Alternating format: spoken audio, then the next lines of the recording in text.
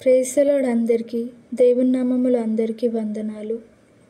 ఆదికాండము 45వ అధ్యాయము. అప్పుడు యోసేపు తన యొద్ద నిలిచిన వారందరి ఎదుట తన్ను తాను అణుచుకొన జాలక, నా యొద్ద నుండి ప్రతి మనిషిని వెలుపలికి పంపివేయుడని బిగ్గరగా చెప్పెను. యోసేపు తన సహోదరులకు తన్ను తాను తెలియజేసుకొనినప్పుడు ఎవరునూ అతని యొద్ద నిలిచి ఉండలేదు. అతడు ఎలుగెత్తి ఏడవగా ఐగుప్తులను ఫరో ఇంటి వారును వినిరి. అప్పుడు యోసేపు, నేను యోసేపును, నా తండ్రి ఇంకా బ్రతికి ఉన్నాడా అని అడిగినప్పుడు అతని సహోదరులు అతని సముఖమందు తొందరపడి అతనికి ఉత్తరము ఇయ్యలేకపోయిరి. అంతటా యోసేపు, నా దగ్గరకు రండని తన సహోదరులతో చెప్పినప్పుడు వారు అతని దగ్గరకు వచ్చిరి. అప్పుడతడు ఐగుప్తునకు వెళ్ళునట్లు మీరు అమ్మివేసిన మీ సహోదరుడైన యోసేపును నేనే.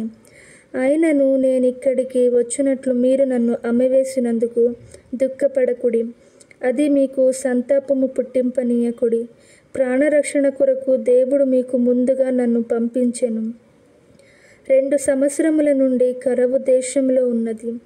సేద్యమైనను కోత అయినను లేని సంవత్సరములు ఇంకా 5 వచ్చును. మిమ్మును ఆశ్చర్యముగా రక్షించి దేశములో మిమ్మును శేషముగా నిలుపుటకును ప్రాణముతో కాపాడుటకును దేవుడు మీకు ముందుగా నన్ను పంపించెను. కాబట్టి దేవుడే గాని మీరు నన్నిక్కడికి పంపలేదు. ఆయన నన్ను ఫరోకు తండ్రిగాను అతని ఇంటివారి అందరికీ ప్రభువుగాను ఐగుప్తు దేశం అంతటి మీద ఏలికగాను నియమించెను. మీరు త్వరగా నా తండ్రి యొద్దకు వెళ్ళి అతనితో, నీ కుమారుడైన యోసేపు, దేవుడు నన్ను ఐగుప్తు దేశం అంతటికి ప్రభువుగా నియమించెను. నా యొద్దకు రమ్ము, అక్కడ ఉండవద్దు. నీవు గోషేను దేశమందు నివసించెదవు. అప్పుడు నీవును నీ పిల్లలను, నీ పిల్లల పిల్లలను, నీ గొర్రె మందలను, నీ పశువులను, నీకు కలిగినది యావత్తును నాకు సమీపముగా నుండును.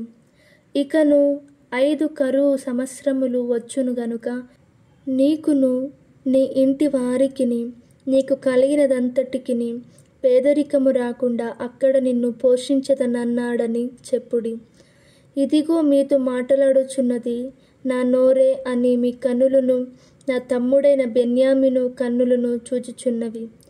ఐగుప్తులో నాకు కలిగిన సమస్త ఘనతను మీరు చూచినది యావత్తు నా తండ్రికి తెలియజేసి త్వరగా నా తండ్రిని ఇక్కడికి తీసుకొని రండని తన సహోదరులతో చెప్పి తన తమ్ముడైన బెన్యామీను మెడ మీద పడి ఏడ్చెను. బెన్యామీను అతని మెడ మీద పడి ఏడ్చెను.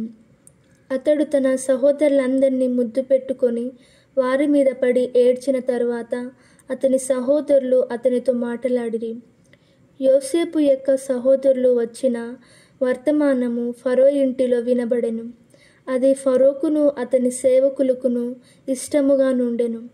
అప్పుడు ఫరో యోసేపుతో ఇట్లనెను, నీవు నీ సహోదరులను చూచి మీరిలాగు చేయుడి.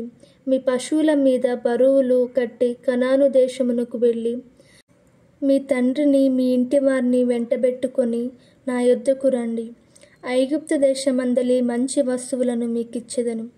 ఈ దేశం యొక్క సారమును మీరు అనుభవించెదరు. నీకు ఆజ్ఞైనది గదా, దీని చేయుడి. మీ పిల్లల కొరుకును మీ భార్య కొరుకును ఐగుప్తుల నుండి బండ్లను తీసుకొని పోయి మీ తండ్రిని వెంటబెట్టుకొని రండి. ఐగుప్తు దేశమంతటిలోనున్న మంచి వస్తువులు మీవే అగును గనుక మీ సామాగ్రిని లక్ష్య పెట్టకుడి అని చెప్పమనగా ఇశ్రాయేలు కుమారులు అలాగుననే చేసిరి. యోసేపు ఫరో మాట చొప్పున వారికి బండ్లను ఇప్పించెను, మార్గమునకు ఆహారము ఇప్పించెను. అతడు వారికి 2 దుస్తులు బట్టలు ఇచ్చెను. బెన్యామీనుకు 300 తులముల వెండియును 5 దుస్తుల బట్టలు ఇచ్చెను. అతడు తన తండ్రి నిమిత్తము ఐగుప్తులోనున్న మంచి వస్తువులను మోయుచున్న 10 గాడిదలను, మార్గమునకు తన తండ్రి నిమిత్తము ఆహారమును, ఇతర ధాన్యమును తిను బండములను మోయుచున్న 10 ఆడుగాడిదలను పంపెను.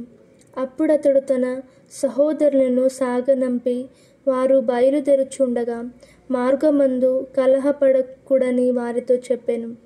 వారు ఐగుప్తు నుండి బయలుదేరి కనాను దేశమునకు తన తండ్రి అయిన యాకోబు నొద్దకు వచ్చి, యోసేపు ఇంక బ్రతికి ఉండి ఐగుప్తు దేశమంతటి ఏలుచున్నాడని అతనికి తెలియజేసిరి. అయితే అతడు వారి మాట నమ్మలేదు గనుక అతడు నిశ్చేష్టుడాయెను. అప్పుడు వారు యోసేపు తమతో చెప్పిన మాటలన్నిటినీ అతనితో చెప్పిరి. అతడు తన్ను ఎక్కించుకొని పోవుటకు యోసేపు పంపిన బండ్లు చూచినప్పుడు వారి తండ్రి అయిన యాకోబు ప్రాణము తెప్పరిల్లెను. అప్పుడు ఇశ్రాయేలు, ఇంతే చాలును, నా కుమారుడైన యోసేపు ఇంక బ్రతికి ఉన్నాడు, నేను చావక మునుపు వెళ్ళి అతన్ని చూచెదనని చెప్పెను.